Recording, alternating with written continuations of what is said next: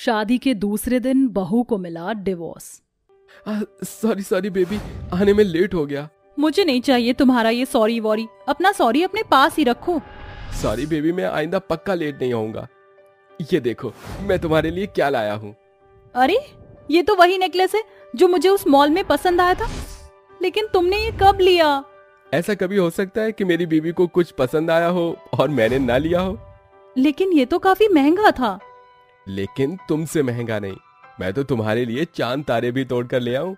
मैं तुमसे बहुत प्यार करता हूँ, मैं तुम्हारी हर खुशी को पूरा करूंगा, चाहूंगा बस तुम मेरा साथ हमेशा देना।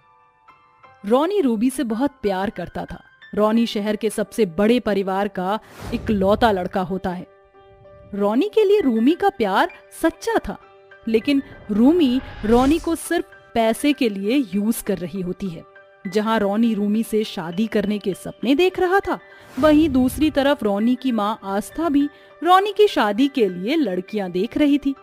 इसलिए वो पंडित जी से मिलने मंदिर जाती है, जहां वो देखती है कि ये लीजिए अम्मा।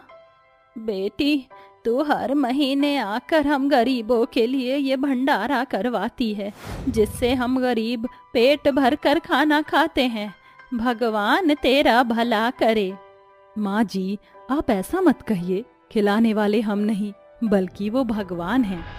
अनुष्का को गरीबों को खाना खिलाता देख और उसकी बातें सुन अनुष्का आस्था को पहली ही नजर में पसंद आ जाती है, जिसके बाद वो अनुष्का के बारे में पंडित जी से बात करती है।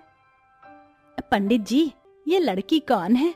जैसी मुझे मेरे बेटे के लिए पत्नी और अपने लिए बहू चाहिए थी, वैसी है ये लड़की। मैं तो इसी लड़की को अपने घर की बहू बनाना चाहूंगी। आस्था जी, इस लड़की का नाम अनुष्का है, बड़ी ही प्यारी बिटिया है, अपनी माँ की इकलौती बेटी और सर्वगुण संपन्न भी है। घर के सारे काम काज अच्छे से जानती है, लेकिन एक छोटी सी समस्या है कि ये एक गरीब परिवार से है। तो क्या हुआ पंडित जी, अब तो अनुष्का ही मेरे घर की बहू बनेगी। इतना कहकर आस्था वापस अपने घर आ जाती है। रॉनी के घर पर पहुंचते ही आस्था उसे सारी बात बताती है, जिसे सुनकर रॉनी कहता है, माँ, आप मुझसे बिना पूछे मेरी शादी ऐसे कैसे किसी के साथ भी तय कर सकती हो? मैं आपकी मनपसंद लड़की से शादी नहीं करूंगा। मैंने अपने लिए लड़की पसंद कर ली है और मैं उससे ही शादी करूंगा। कौन है वो लड़की? रूमी। क्या रूमी? मैंने तुझे कितनी बार कहा है उस लड़की से दूर रहे। वो तुझसे कोई प्यार व्यार नहीं करती, वो सिर्फ तेरी जायदाद पर कब्जा करना चाहती है। माँ, आपको कोई हक नहीं है रूमी के बारे में ये सब कहने का। मैं शादी करूंगा तो रूमी से ही करूंगा, वरना किसी और से नहीं। अगर तूने रूमी से शादी कर ली तो तुझे इस जायदाद में कुछ नहीं मिलेगा। भूल मत, तेरी शादी के बाद ही तुझे ये जायदाद मिलेगी। आस्था की बात सुनकर रॉनी परेशान हो जाता है। वो ये सारी बात जाकर रूमी को बताता है। रॉनी, ये तो बहुत बड़ी प्रॉब्लम है। अगर तुम उस लड़की से शादी नहीं करोगे तो तुम्हारे हाथ से सारी दौलत निकल जाएगी। रूमी, मुझे कोई दौलत नहीं चाहिए, मुझे सिर्फ तुम चाहिए। मैं तुम्हारे साथ 2 सूखी रोटी खाकर भी जिंदगी गुजार लूंगा। तुम तो गुजार लोगे, लेकिन मेरा क्या होगा? रॉनी, लेकिन तुम खुद ही सोचो, उस जायदाद पर तुम्हारा हक है, ना कि किसी और का। तुम एक काम करो, तुम उस लड़की से शादी करो। शादी करने के बाद प्रॉपर्टी तुम्हारी हो जाएगी, उसके बाद तुम उसे डिवोर्स दे देना। रॉनी रूमी के प्यार में अंधा होकर शादी के लिए हाँ कर देता है और कुछ ही हफ्तों में रॉनी और अनुष्का की शादी हो जाती है। शादी होने के बाद आस्था सारी जायदाद रॉनी के नाम कर देती है और शादी के अगले दिन होते ही रॉनी डाइवोर्स पेपर ले जाकर अनुष्का को दे देता है। ये क्या है? खुद ही देख लो, ये डिवोर्स के पेपर हैं। मैंने इन पेपर्स पर साइन कर दिया है, तुम भी जल्दी से साइन कर दो और ये शादी यहीं खत्म करो। लेकिन आप मुझे डाइवोर्स क्यों दे रहे हैं? मुझसे कोई गलती हुई है क्या? तुमसे कोई गलती नहीं हुई है, मैंने शादी डिवोर्स लेने के लिए की थी। अनुष्का, मैं तुमसे नहीं, मैं किसी और से प्यार करता हूँ, लेकिन मैं तुमसे शादी नहीं करता तो मेरी माँ ये जायदाद मेरे नाम कभी भी नहीं करती, इसलिए मुझे तुमसे शादी करनी पड़ी। तू पागल हो गया है? ये तू क्या कर रहा है? तूने एक बार भी सोचा कि अगर तू अनुष्का को तलाक दे देगा तो उसका क्या होगा? उसकी तो जिंदगी बर्बाद हो जाएगी। माँ, आप ये क्या कह रही हैं? अनुष्का अभी जवान है, वो दूसरी शादी करके अपना घर बसा सकती है, तो इसमें प्रॉब्लम क्या है? प्रॉब्लम इसमें नहीं, प्रॉब्लम तो मेरी परवरिश में थी, जो मैंने तुझे अच्छी नहीं दी, जिसका फल मुझे आज मिल रहा है। अनुष्का की तुझसे शादी करवाकर मैंने अनुष्का की जिंदगी बर्बाद कर दी। तुझे प्रॉपर्टी चाहिए ना, तो तू रह इस प्रॉपर्टी में, लेकिन अपनी माँ के बिना। अनुष्का बहू, साइन कर दे इस डाइवोर्स पेपर पर, ये तेरे लायक नहीं है। आस्था के कहने पर अनुष्का रोते हुए डाइवोर्स पेपर पर साइन कर देती है, जिसके बाद अनुष्का और आस्था घर छोड़कर चले जाते हैं और एक किराए के मकान में रहने लगते हैं। अनुष्का अपने घर का खर्चा चलाने के लिए कॉल सेंटर में जॉब करना शुरू कर देती है। अनुष्का का सपना बचपन से ही सीए बनने का होता है, लेकिन पैसों की कमी के चलते वो अपना सपना पूरा नहीं कर पाती। लेकिन अब अपनी सास की सपोर्ट की वजह से वो अपना सपना पूरा करती है और जॉब के साथ साथ मन लगाकर खूब पढ़ाई भी करती है, जिसमें आस्था उसका खूब साथ देती है। वहीं दूसरी तरफ रोनी और रूमी एक साथ रहते हैं। रोनी रूमी से अक्सर शादी के लिए कहता था, लेकिन रूमी हमेशा शादी करने से मना कर देती।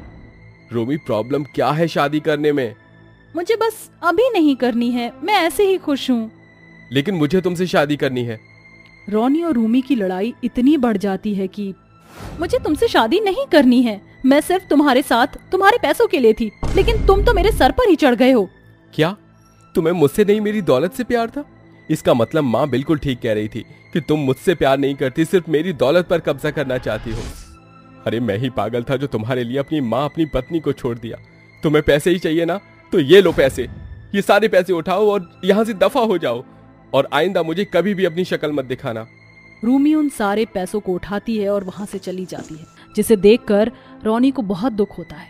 अब रोनी अपने इतने बड़े घर में सिर्फ अकेला रह गया था।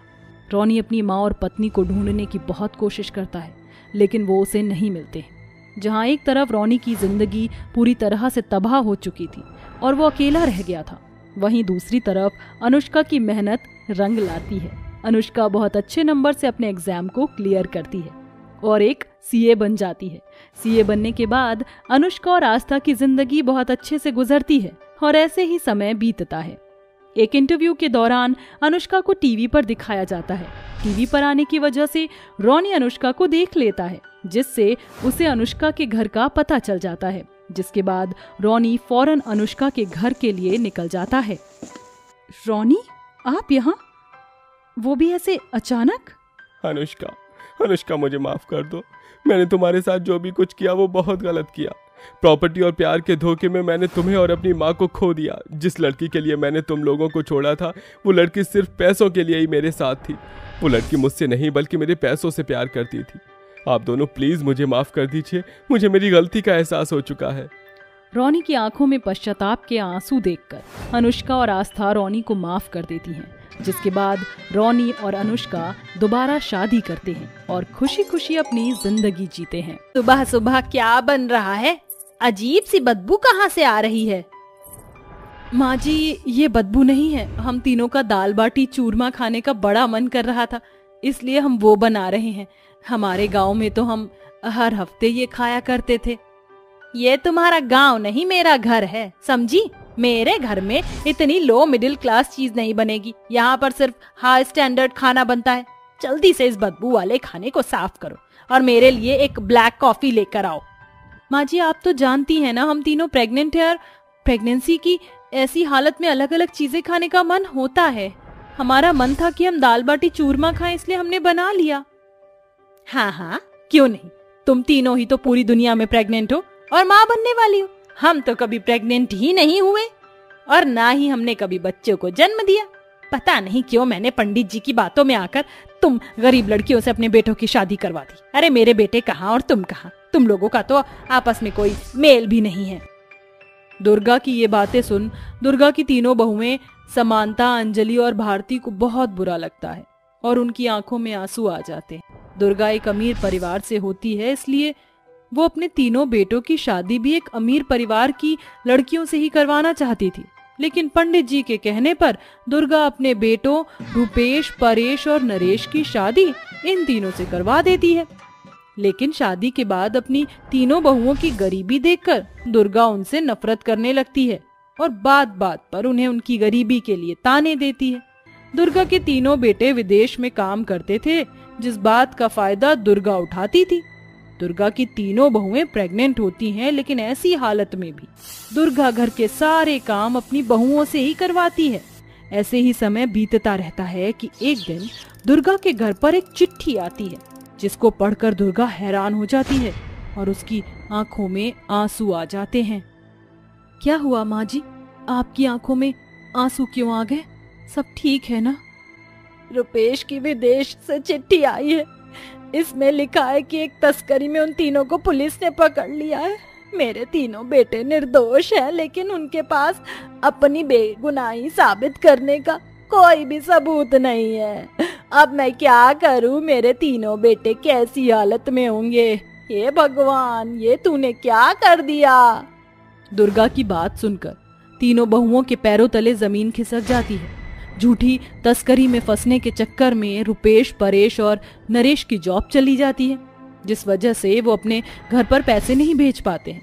पैसे ना मिलने की वजह से अब धीरे धीरे दुर्गा और उसकी बहुओं को पैसों की कमी सताने लगती थी। अंजलि बहू, मेरे कमरे से जाकर मेरी दवाई ले आओ। मेरी दवाई खाने का समय हो गया है। माँ जी, आपकी दवाई तो कब की खत्म हो चुकी है, आपको याद नहीं? अरे हाँ, मैं तो भूल ही गई थी। दवाई खत्म हुए तो 1 हफ्ता हो चुका है। दवाई ना खाने की वजह से मेरी तबीयत भी ठीक नहीं है। अब दुर्गा और उसकी बहुओं की हालत और ज्यादा बिगड़ने लगती है। उन्हें अपना घर भी बेचना पड़ता है।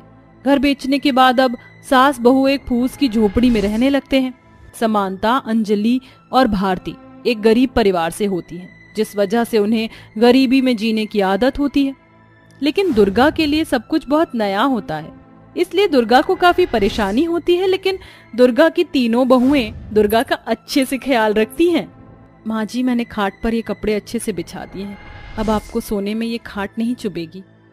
और आपको ठंडा पानी पीने की आदत है, इसलिए मैंने मटके में ये पानी भी रख दिया है। अब आपको जब भी प्यास लगे तो आप मटके से पानी लेकर पी लेना। और माँ जी, इस खिड़की से आपको ठंडी ठंडी हवा भी लगेगी, जिससे आपको गर्मी में कोई परेशानी नहीं होगी।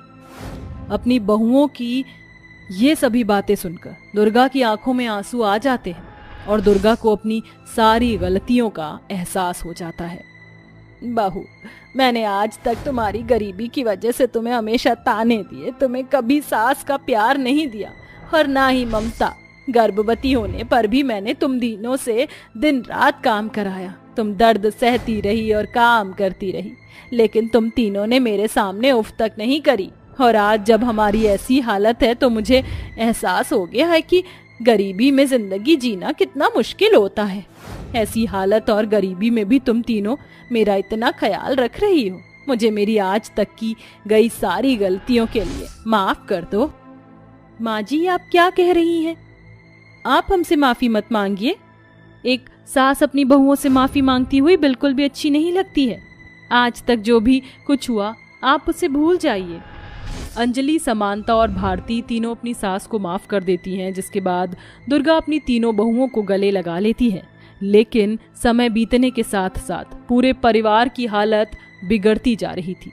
तीनों बहुओं का 9वां महीना होता है, जिस वजह से उन्हें काफी परेशानी होती है और तीनों की हालत भूख के मारे बेहाल हो जाती है।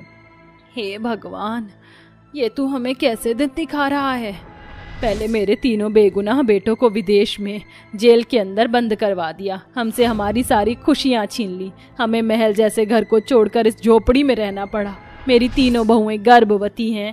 ऐसी हालत में भी उन तीनों को ढंग से एक रोटी भी नहीं मिल रही है। अगर ऐसे ही चलता रहा तो पेट में पल रहे बच्चों का क्या हाल होगा? ये भगवान, कुछ तो अपना चमत्कार दिखा। दुर्गा इतना बोल ही रही होती कि तभी बाहर से शोर की आवाज आती है, जिसे सुनकर तीनों बहुएं उठकर बाहर जाती हैं और देखती हैं कि आज 15 अगस्त है और सभी लोग 15 अगस्त मना रहे हैं। तिरंगे को बड़ी शान से फहरा रहे हैं, जिसे देखकर तीनों बहुएं बहुत खुश होती हैं कि तभी उनकी नजर वहां रखे खानों पर जाती है। इतना अच्छा खाना देखकर तीनों बहुओं के मुंह में पानी आता है, लेकिन वो उस खाने को खा नहीं सकती थी, जिसे देखकर तीनों बहुत उदास हो जाती हैं। कि तभी अचानक वहां जोरों की हवा चलने लगती है और देखते ही देखते बहुत तेज बारिश होनी शुरू हो जाती है।